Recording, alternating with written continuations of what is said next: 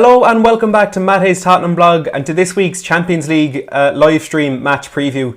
Today I'm going to be talking about predicted lineups, team news, match stats, recent form and everything ahead of tomorrow's Champions League game against Bayern Munich at the Tottenham Hotspur Stadium.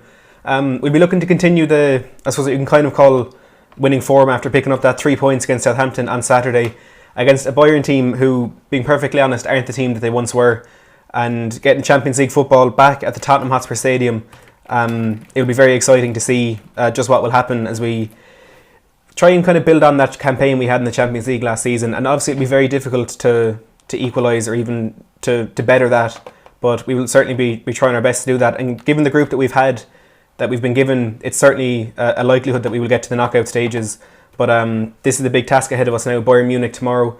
Before I get started in this, if you want more content like this, different interactive live streams, match previews, reviews, breaking news videos and a lot more, make sure to hit the subscribe button down below and click that notification bell so you get notified whenever I upload or go live.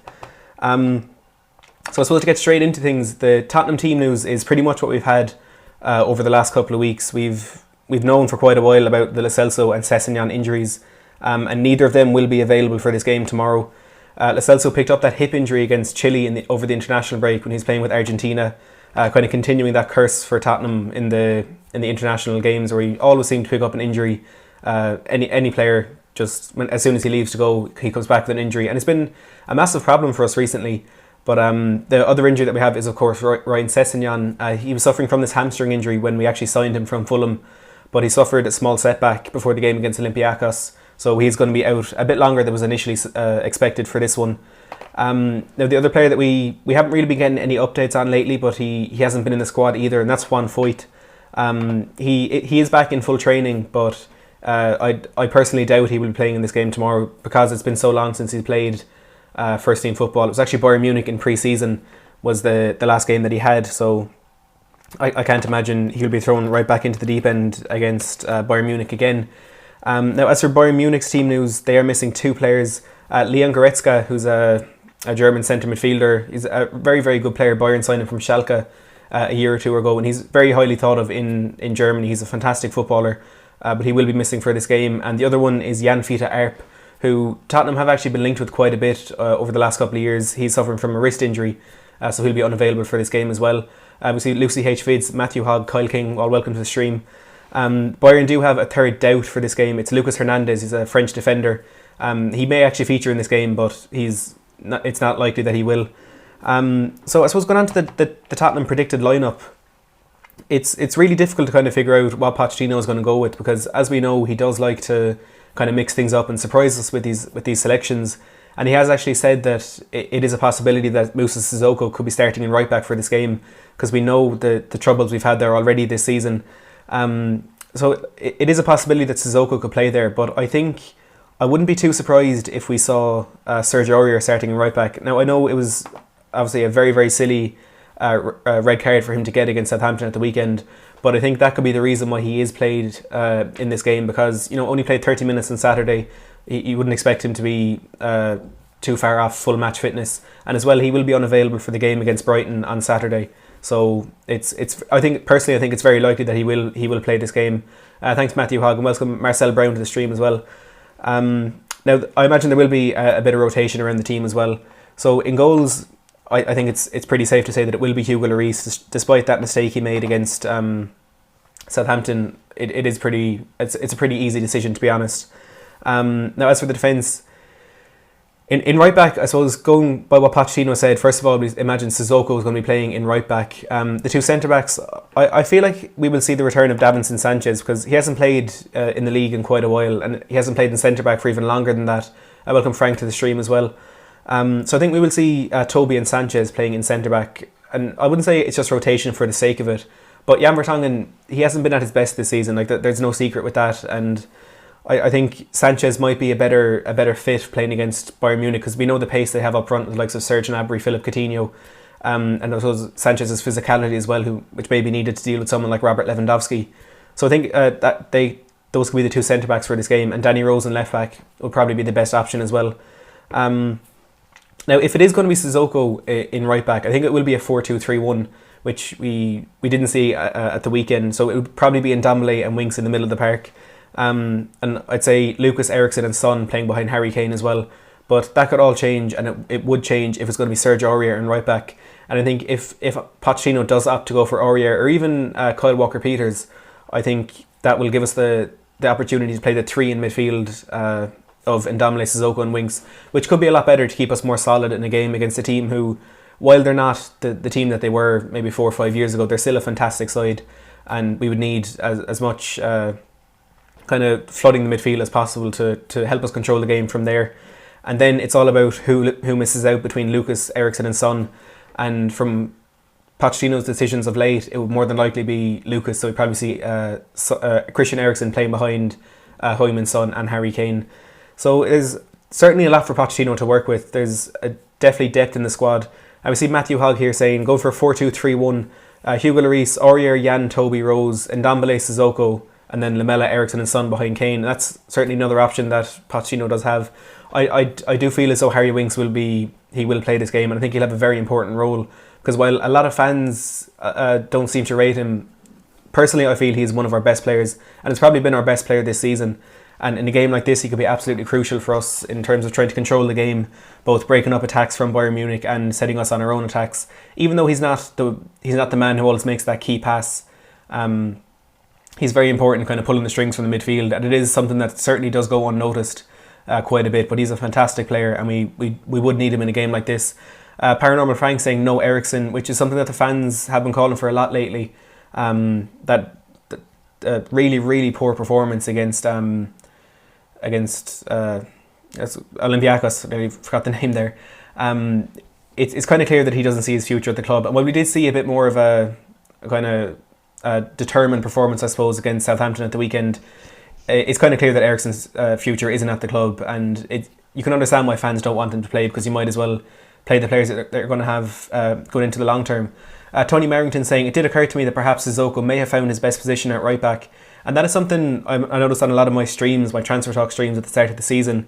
When names like Yusuf Attal and El Cid Hussoy are being thrown around, a lot of fans were thinking, why can't Sissoko play in that position? And personally, I didn't think it was a very good idea. I didn't think he'd have the discipline to play there, and as well getting into the attacking positions. He doesn't quite have that final product that we had with Kieran Trippier. But Sissoko, when he has filled in there this season, he has done quite well. He was exceptional against Southampton on Saturday, and I think without him, they probably would have gotten the couple of goals they needed to turn that game around. Kai saying, why does Eriksen want to go for free? It's not that he wants to go for free, he just wants to go, and it's because the club didn't really let him go this summer. The only option is to let him go for free, because I doubt he will be signing a new contract at this stage. Paranormal Frank saying, just have Lamela, Moura, Son and Kane up front. It's a very, I suppose, I wouldn't say negative, but that kind of approach would be, that's more something we play in the return leg in Munich, so we can catch them on the counter-attack. Whereas I think in this game, because we're at home, we'd be trying to control it a bit more than trying to catch them in the counter, and that's when players like Eriksen could come into the game a bit more. Now just to talk quickly about Bayern Munich's game at the weekend. They were playing Paderborn away from home. Obviously a game you'd expect them to win, and they did, but just about in the end. They beat Paderborn 3-2 away from home. And while they did play pretty well, and obviously they got 3 goals and they won the game in the end, there were certainly a lot of aspects of their game that they aren't as strong as you might expect. Paderborn did have a lot of chances. They had the same amount of shots on target. But there were some moments from Bayern Munich that I kind of looked at and thought, that is a team that we can beat if we do show up. And the first one was Lewandowski, and I'm surprised this one hasn't been doing the rounds on social media during the week. He had a really poor miss. There was, I don't know if it was a run down the right hand side or a ball into the right channel, but it was squared across to him, and he was like maybe 10-12 yards out, open goal, completely central, and he somehow managed to scuff it wide. And that's not the Lewandowski that we know from Champions League football and played for Poland in recent years. Now, to be fair, he did make up for it with a really good finish in the second half to put them 3-1 up. But 2 players that we certainly need to be very cautious about is Serge Gnabry and Philippe Coutinho. Obviously 2 former Premier League players, Gnabry at Arsenal and West Brom, and then Philippe Coutinho at Liverpool. They were absolutely exceptional on Saturday for Bayern Munich. Coutinho, I think, got the second goal. It was assisted by Serge Gnabry, and they both played a part in the winning goal as well. And they're both, Gnabry, an incredibly fast player, and Coutinho, obviously we know the ability that he has. He didn't quite show it at Barcelona, but back into a team now where the kind of style of play suits a bit more, like it did at Liverpool. he's starting to show again the quality that he does have, and he's someone that will certainly pose a threat to us at the weekend. Now, Manuel Neuer also made a bit of a mistake in this game. It was for Paderborn's second goal, which got him back into within one goal, 4 minutes to go, I think. There was the corner came in and it was cleared out, and it went to maybe 30-35 yards out, and it was the Paderborn left back, Jamilu Collins, who struck the ball first time, and Manuel's Neuer his positioning was absolutely useless. He was standing almost right over at his left-hand post, and it was a very basic error from a keeper that you wouldn't expect to see it from. So I suppose while Bayern did go on and win that game in the end, they I think had something like 58% possession as well. There's certainly a lot there that Tottenham could try and capitalise on, because they're not on the best of form in terms of their performances. Results-wise, they have done well this season. They've won 4 and drawn 2 of their games in the Bundesliga, and they're sitting on top there at the moment. But it's certainly not a team that we should be fearing as much as we would have if we played them 2 or 3 years ago. And obviously, let's not forget, we did beat them in the final of the Audi Cup over the summer, even though it was on penalties and obviously a rotated team. We still beat them, and I think that's something that may come into play a bit this weekend. Delboy saying they haven't been the same team under Kovac. They're an ageing side that can be got at now, and that is true. That's kind of been a feature of their play when they were getting those like European finals and stuff like that. They had a lot of experience in their team. They're like the likes of Philip Lahm going back even a bit further, and then up until last season, Ian Robin, Frank Ribery as well. So they are a team they're trying to rebuild at the moment, and they're doing a pretty decent job of it domestically, which isn't going to be much of a struggle. The only team really posing any threat there is Borussia Dortmund, and a bit RB Leipzig as well, but not as much. So yeah, as Delboy says, they haven't been the same team under Kovac, but they're still a strong side. Paranormal Frank saying is Kyle Walker-Peters injured? He's not injured. I saw some pictures of him in training with Serge Aurier today. He's just kind of trying to work his way back to full match fitness, similar to Juan Foyth, of course. Kyle King saying, what's the young wingback called? Kimmich. It's Joshua Kimmich. He plays right back, and he can play in a holding midfield position as well, which I'm pretty sure is where he played at the weekend for them against Paderborn. And I see Alan Harris as well saying, hi Matt, just got here. What is Bayern Munich's defence like? Their defence is pretty decent. It's pretty solid, but I mean, conceding 2 goals against a team like Paderborn, it poses a lot of questions, to be honest. And the team that they went with at the weekend, I suppose, was Benjamin Pavard in right back, who we saw over the World Cup with France last year, a very, very promising young footballer. And in a team like this where we can get forward and play a lot more football than you might expect, he's doing really, really well for them. And that obviously gives license then for Joshua Kimmich to maybe push up into a more advanced position, which is where he played for them at the weekend. And the 2 centre-backs they had was Nicolas Sula and Jerome Boateng. Boateng, a player we all know again, very experienced, world-class centre-back. He's one of the best there is in the game at the moment. And Nicolas Sula, kind of the opposite, a young player coming through. And even though he is young, he's already shown just how good a player he is. And they signed him from, I think it might have been Hoffenheim or something like that a couple of years ago. But he's already established himself as a starting player for Bayern Munich. And he's really, really tall player. He's something like maybe 6'4", a very physical presence and stuff. And in left back they had Lucas Hernandez, who is a doubt for this game. But even if he doesn't play, I suppose you could rotate maybe between Kimmich and Pavard going into either full back position, or a player like Javi Martinez coming on and maybe making it a 3 at the back or something like that. They do have a lot of versatility in their defence. And welcome Raddy Star to the stream, saying, hey Matt, can we beat Bayern? I certainly think we can if we play the football that, and I know I say this all the time, if we play the football that we know we can play, I think we can beat them. But the problem of late has been actually playing that football. And it's just this lack of consistency that's been getting at us now for about 12-18 months that we really need to address. But I think it is a big occasion tomorrow. The players know, they even showed it in that game against Southampton, they know they need to start performing again. They know they need to get back on the manager's side, on the fan side. And this now a big occasion, the first full season of Champions League football at the new stadium. I think the players will really be up for this, and I think they can beat Bayern Munich if they do play at their best. Now, so just going through the rest of Bayern Munich's team, this is what they played on Saturday now rather than what I'd expect them to play at the weekend. They played a 4-2-3-1, which obviously is similar to what we usually play. And it's an incredibly strong team, and there's no doubt about that. They had Joshua Kimmich and Thiago Alcantara in the middle of the park. Kimmich, a good footballer, but he's more of, I suppose, of a workhorse in that area, and bringing in that defensive abilities that he would have learned from playing in right back for so long. And Thiago Alcantara, who is an absolutely exceptional footballer. He didn't quite make it at, I think it was Barcelona he was at before Bayern, but he is one of the first names in the Spanish team sheet as well. a really, really talented footballer, and one who can, he can pick a pass from anywhere on the pitch and he can hurt us, and that's something that we really need to keep an eye on. Now, the three they play behind the striker is an incredibly daunting sort of kind of a daunting trio. It's Serge Gnabry, Philippe Coutinho and Kingsley Coman. Now, I already spoke about Gnabry and Coutinho, but Coman, again, a young French player who really did well in that World Cup, and obviously a player of his age being in the Bayern Munich side, it says all you need to know. And obviously then Robert Lewandowski up front, and that in itself is a really, really strong 11, and it's an 11 that can beat any team on its day. And then even looking back down to the bench, they had Javi Martinez, Corentin Tolisso, Thomas Muller and David Alaba.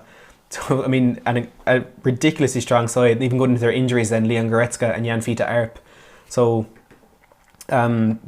while I think it is fair to say they're not the team that they were in recent years, they have a lot of quality in that side. And looking on paper, they probably do have more than us. But it's, in a Champions League night, that's all thrown out the window. Like, on paper, we had a whole lot more than Olympiacos. And look how that turned out. Bayern Munich's first game, they did beat Red Star Belgrade by 3-0. So they are, I suppose, on good form in the Champions League as well. But it's going to be a really, really exciting game, and I'm really looking forward to it. I really do think we can get something out of this. But again, it's all down to whether or not we actually show up. Ratty Star saying, I just want us to put in a performance, and if we get beat, I can handle that. And I suppose that is fair. That's all the fans have been asking for the last couple of weeks, and obviously it was a benefit that we did get the result with the gritty performance against Southampton. But especially on a night like this, if you do, once that performance is there, I suppose you can kind of forgive and excuse if we are beaten by this team who, let's be honest, are an exceptional world-class team. And before going any further, if you are enjoying the stream, please don't forget to give it a big thumbs up and share it out on Twitter, Facebook, whatever. And we'll try to get a bigger group here, I suppose. Eternal Anglo saying just packed Hugo Lloris on FIFA. I actually haven't gotten FIFA yet. I'm saving up. Welcome, Thomas, to the stream. Paranormal Frank saying very simple lineup for me. Lloris, Vertonghen, Toby, Rose, Sissoko on right back. Centre mid, Winks and Ndombele, with Lamela, Son and Mora behind Kane. If it doesn't work, bring on Dyer to strengthen the centre mid. And again, look, a really strong lineup, and it's great to see that there are so many different variations that we can go with in different formations that all do look incredibly strong, and as though they would be enough to compete with a team like Bayern. And as you say, we do have options like Eric Dyer to bring on if we do need to, shore things up in the middle of the park. And even if we want to put Sissoko back, we can bring on. If we want to put Sissoko forward, we can bring on someone like Serge Aurier or Kyle Walker-Peters, and maybe Juan Foyth if he is in the team. Spurs fan Todd saying, who do you start, Dele, Lamela or Lucas? Only one. Certainly not Dele Alli. He hasn't played in our last 3 Premier League games now, and he was really, really poor against Olympiacos in our last Champions League game. So I suppose between the Lamela and Lucas, personally I would go with Lucas, because while both of those players are, workhorses who will give absolutely everything and chase down every ball, I think it's fair to say that Lucas would have maybe a bit more end product than Lamela. J-Ho saying Lucas all day, Ratty Star saying I'd start Lamela. So, I mean, I think we will see both of them at some stage. I mean, when we have that sort of rotation available behind the striker, we will see all of them, Lucas, Lamela, Son, Ericsson, maybe even Dele Alli if he gets lucky. But this is kind of the first time since Dele Alli really broke into the first team that you can kind of say he hasn't shown enough in recent games. Even going back into last season, he hasn't shown enough to say that he deserves to be in this team, not even just in the starting 11, but coming off the bench. He's been just really, really poor in every aspect of his game in the last couple of months. His last Champions League goal was November 2017 against Real Madrid when we beat them 3-1 at Wembley. And I mean, that to me seems like an eternity ago, because so much has happened since then, especially in the Champions League itself. And even then, his last Premier League goal was, I think it's something like January or February, which is 8-9 months ago now. And it's worrying, because he was a player who was so exciting for us, and he made, when he first came into the team, he made that massive leap from this youngster we brought in from MK Dons to that indispensable player, number 10, playing behind the striker. And there was so much about him that promised so much, and he was so good in passing the ball, that kind of link up with the players around him, with making that late run into the box with his long shots. Everything about him was so promising, and he just seems to have fallen away to nothing. And you can talk about the injuries to some extent, and I even mentioned it in my match review from the game against Olympiacos. You could see he was never really running at full pace, and he was always kind of holding something back, because he's almost expecting to pick up another hamstring injury because he has suffered so much with them.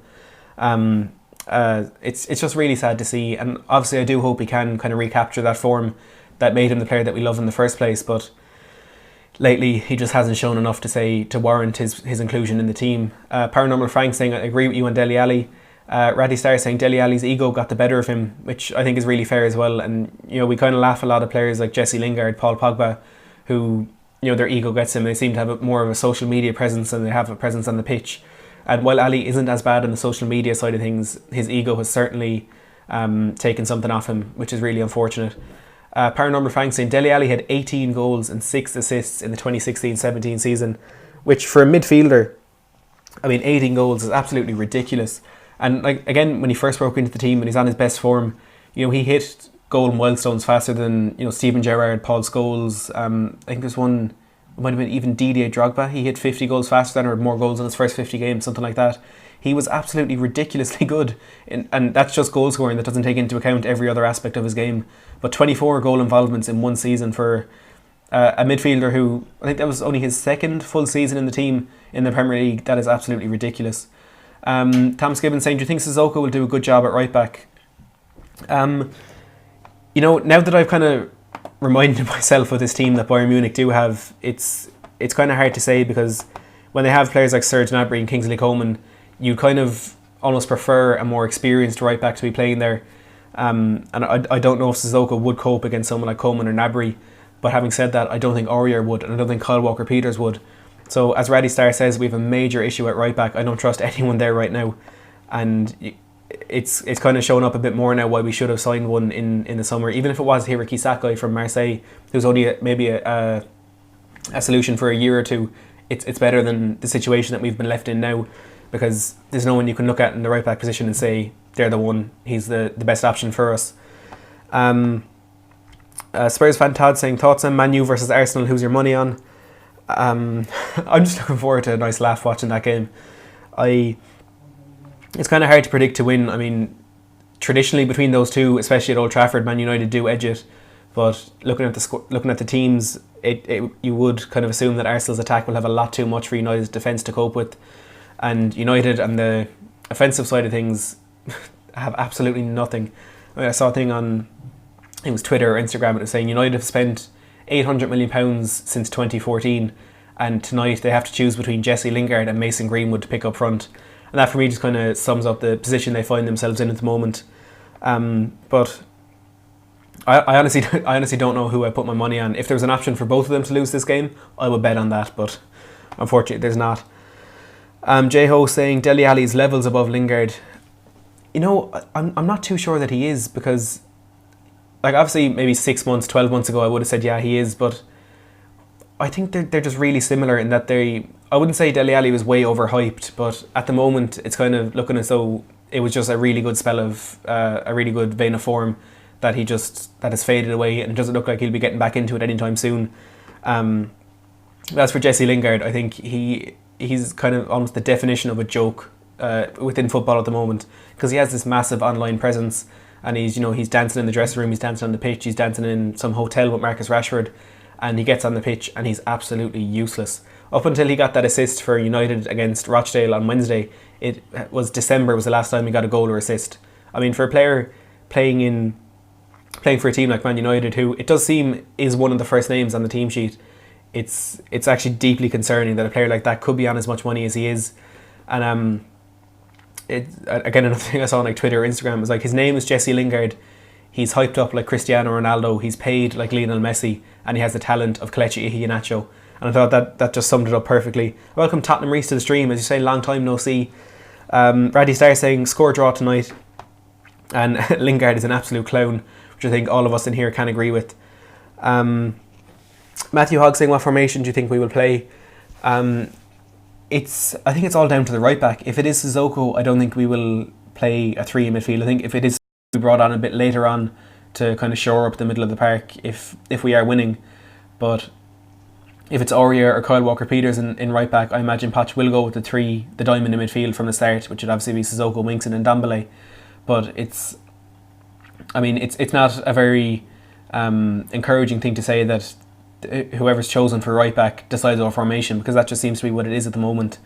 And despite the fact that there are 3 right backs in our team, 2 who are match fit, and the manager is still talking about playing a centre mid there, I think it just shows that we should have signed one in the summer. Again, even if it was Atal or Husay, didn't have to be a world class right back, because there aren't many out there, and we weren't going to get someone like Joshua Kimmich or Dani Carvajal or Nelson Semedo from Barcelona. It's worrying, I'd say. Kyle King saying don't compare Ali to Lingard. Paranormal Frank saying Dele Alli had 2 great seasons and then 2 poor seasons. This is his 5th season. It's a big season for him, and I fully agree with that. Tony Merrington saying, Matt, do you think Dele has too many distractions with his social life outside football?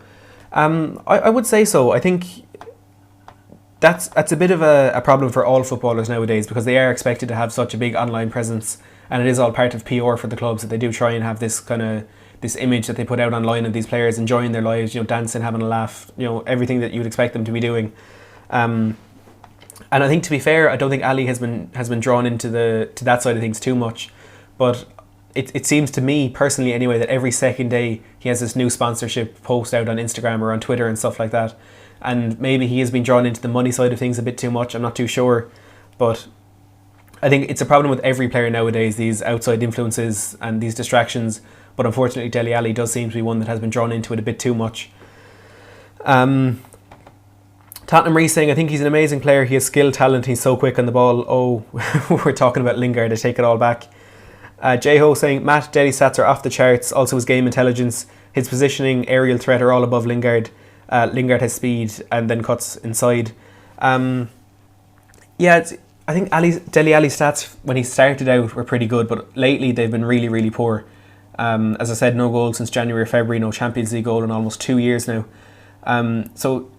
Because of how exceptional his stats were in the first few seasons, it's almost balancing out now, that looking at his stats, including the really good period and the really bad period, it's kind of balancing out into a decent period. But because there were 2 such differing kind of separated areas of that, lately he's been really, really poor.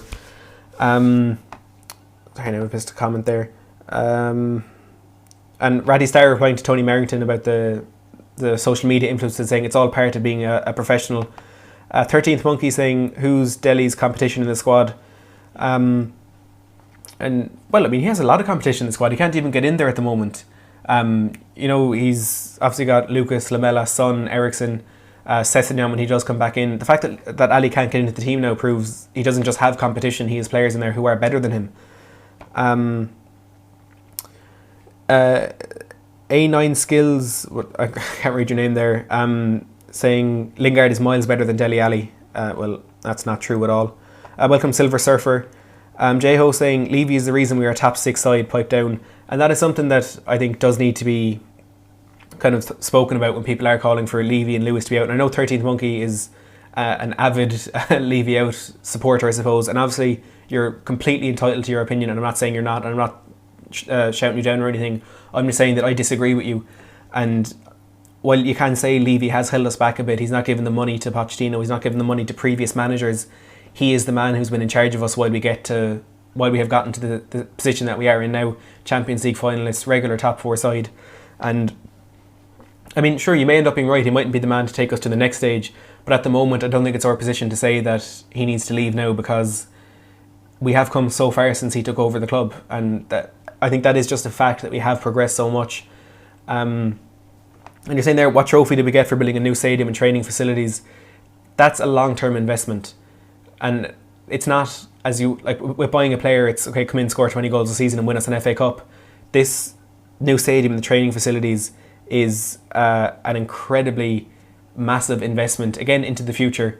And it will be something like, you look at Giovanni Lo Celso and Tanguy and Ndombele saying that was part of what attracted them to the club, as well as obviously that Champions League final. But it's kind of a sinister outlook to have that, an investment has been made, we need an immediate return. It's not going to happen, unfortunately. If that's the way it was, every team would be doing it, but unfortunately it's not.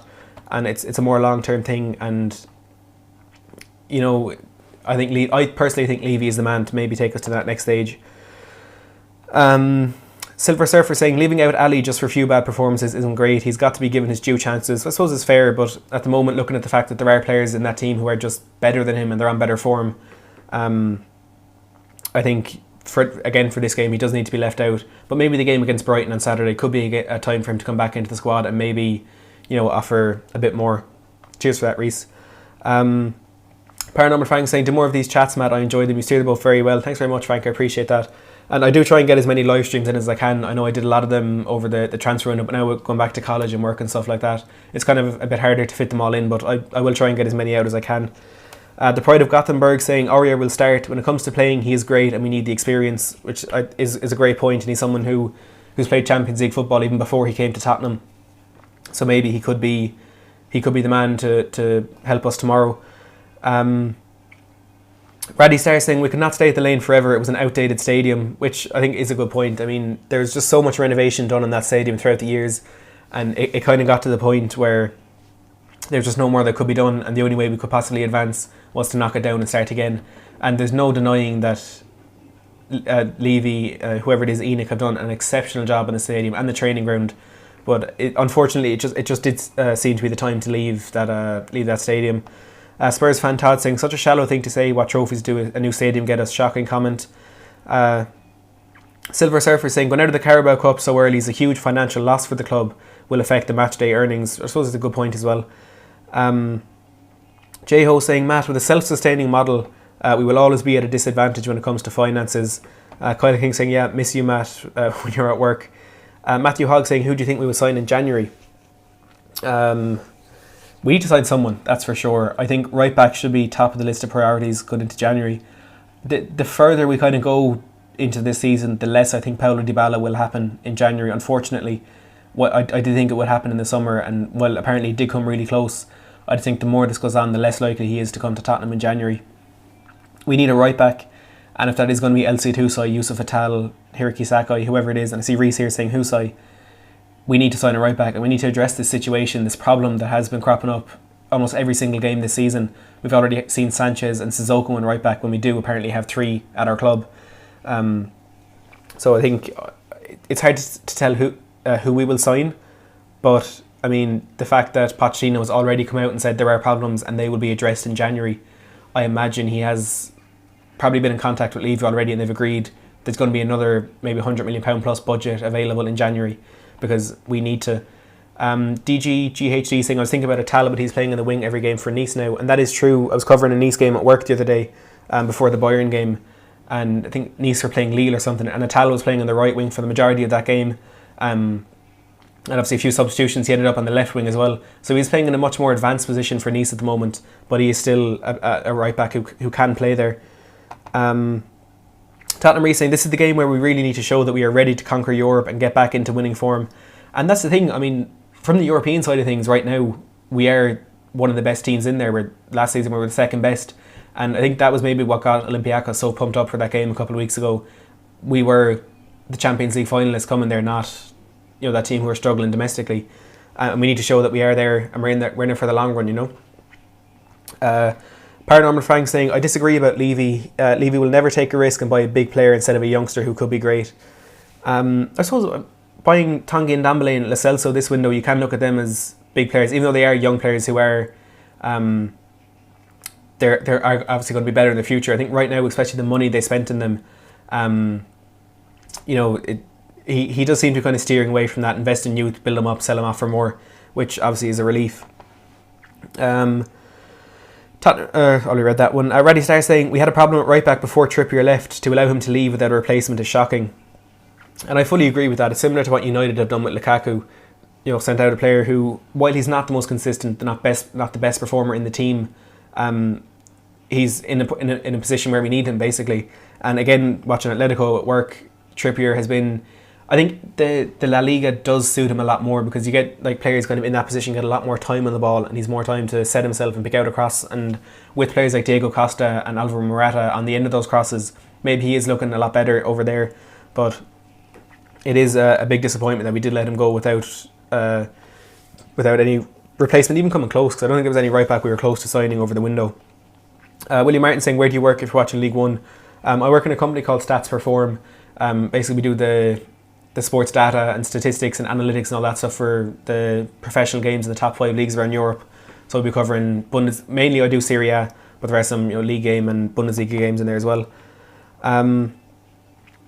Eternal Anglo saying Bruno Fernandes will be nice in January. He'll be a fantastic signing for us. And even the Sporting Lisbon president said the only team that came in with any sort of legitimate bid for him in the summer was Tottenham. So it's great to see that we were so, not great to see that we were close, but great to see that we were going for that signing, as well as a few other players there as well. Silver Surfer saying, don't you see Foyth being our right back once he's back from injury? Well, I think, yeah, from the start, so it's from earlier in the summer, I did think that Foyth would be our best option for right back, and I still stand by that right now.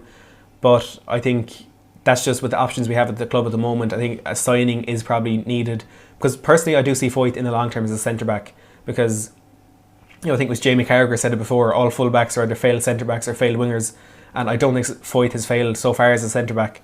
I think he does have a future there.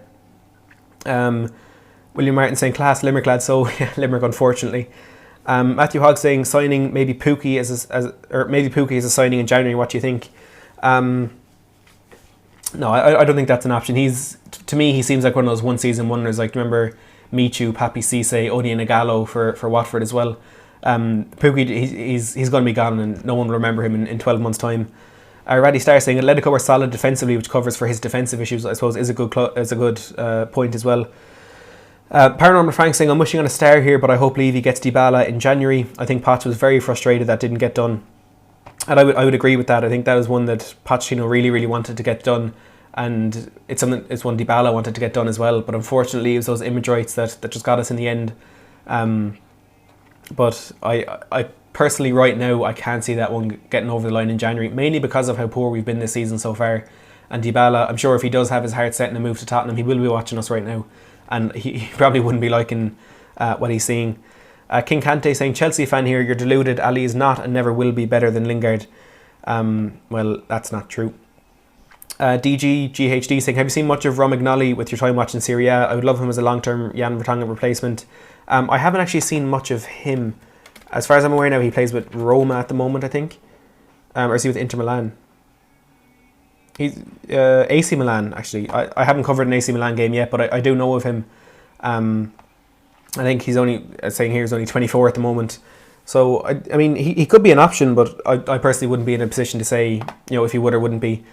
Spurs 16, Poch is trying to look for a way out. I wouldn't say that. He does seem to be kind of committed to what he's doing at the moment, but things aren't going his way, and it's something he needs to address. He's certainly not looking for a way out. He's just looking for solutions to the problems at the moment. Raddy Starr saying Pookie is a championship striker. 13th Monkey saying, did Poch decide to not buy anyone for 3 windows? He didn't decide not to buy anyone for 3 windows, but as he said himself, he didn't want to sign players just for the sake of signing them. And in those 3 windows, it was actually only 2 windows, he couldn't find a player that he thought was worth the investment, a player that would improve the team, and he didn't want to buy him just to appease the fans or just to appease whoever it is. He wants to buy players that will improve the team, and the 4 that he's bought this summer, you can say they will all improve the team. William Martin saying, anyone know if the image rights court case for Dybala has been set? Won't happen until that is sorted. I actually don't think it's gone that far. I think towards the end of deadline day, there was some agreement between Tottenham and Imagestar. I think Imagestar initially were looking for £21 million, but I think they did in the end agree on £17 million, which was greatly helped by that Lo Celso deal, which is of course the loan and the obligation to buy. Freed up a lot of money for that. And let's take a few more comments here before I end the stream. DGGHD saying, Lloris has made 30 saves this season in the league, all while missing a game as well. Worrying, we are conceding a lot of chances. We need to fix our back line in January. Silver Surfer saying, your thoughts on Kane's finishing? I think Kane has been a lot back to... He's been back to... I can't think of the words. He's been better than we've seen in the last couple of years. He's been back to his best, I suppose. A really, really instinctive, clever finish against Southampton as well. And he looks a lot more mobile, a lot more physical. And I think we could be seeing another 20-30 goal a season from him this year.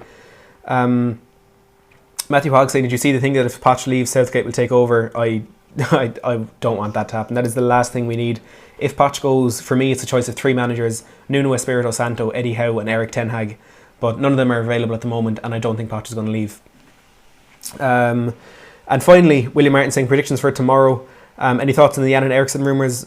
I think the Jan and Eriksson rumours are complete and utter load of crap, and I do not believe that for a second. You know, Vertonghen and Eriksson have been friends since back in their Ajax days. I don't believe that for a second. But my prediction for tomorrow, I'm going to go for a 2-1 victory for Tottenham. It's going to be a really tough one. They're going to have to really grind it out like they did against Southampton. I really think that we will see a victory tomorrow. Maybe Kane getting on the score sheet and Heung-min Son as well. We know how much he loves a goal in the Champions League, especially against German teams. So hopefully we can get that victory over the line. And for everyone who has been watching, thanks so much for supporting me on the stream. If you haven't already clicked that like button, please do that now as well. And if you haven't subscribed already, make sure to click that subscribe button down below the video. Thanks for watching.